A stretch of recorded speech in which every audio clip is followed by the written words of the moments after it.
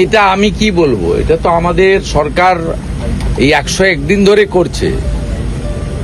আপনি তো নিজে দেখেছেন, সেই দীঘাতে ফিশারম্যানদের জন্য হোক, হলদিয়াতে অগ্নিকাণ্ডেই হোক, এরকম অসংখ্য উদাহরণ আমাদের সামনে আছে।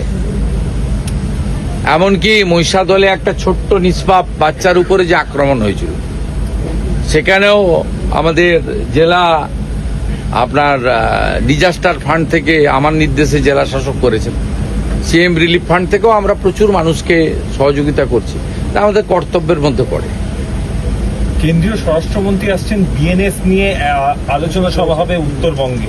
বিএনএস নিয়ে এর আগেই আলোচনা হয়েছে, যে নতুন 3-4টি ল হয়েছে তার প্রদর্শনী, ওখানে exhibition, awareness to the people, এবং অনেকগুলো প্রোগ্রাম ওনার আছে। 21 তারিখ এবং 22 তারিখ দুপুর অবধি ওনার প্রোগ্রাম আছে, এবং প্রোগ্রামগুলো সবগুলোই সরকারি। এসএসবির প্রোগ্রামও আছে, কিছুটা রাজ্য সরকারের সঙ্গে প্রোগ্রাম আছে। দাদা, একটা ছোট্ট প্রশ্ন, হলদিয়ার শিল্প বর্জ্য মানে বিভিন্ন ইন্ডাস্ট্রির বর্জ্যগুলো অবরুদ্ধ করছে নিকাশিকে, এই জন্য মুখ্যমন্ত্রীকে বলার দরকার হবে না। এখানে হলদিয়ার এসডিও ইজ ভেরি কম্পিটেন্ট, এবং কালকে অন্তরা আচার্য মহোদয় এসেছিলেন, তিনি গাইড করে গেছেন।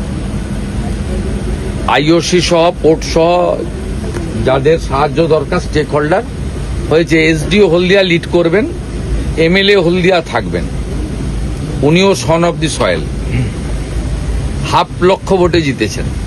উনি অসুস্থ ছিলেন বলে 2-3 দিন একটু মানুষের পাশে ওনার কর্মী বাহিনীরা কাজ করেছেন। উনি আজ থেকেই, এখনো উনি অসুস্থ, উনি তো নার্সিংহোমে ভর্তি ছিলেন, তা ওনাকে বলেছি যে অফিসে বসে কাজ করুন।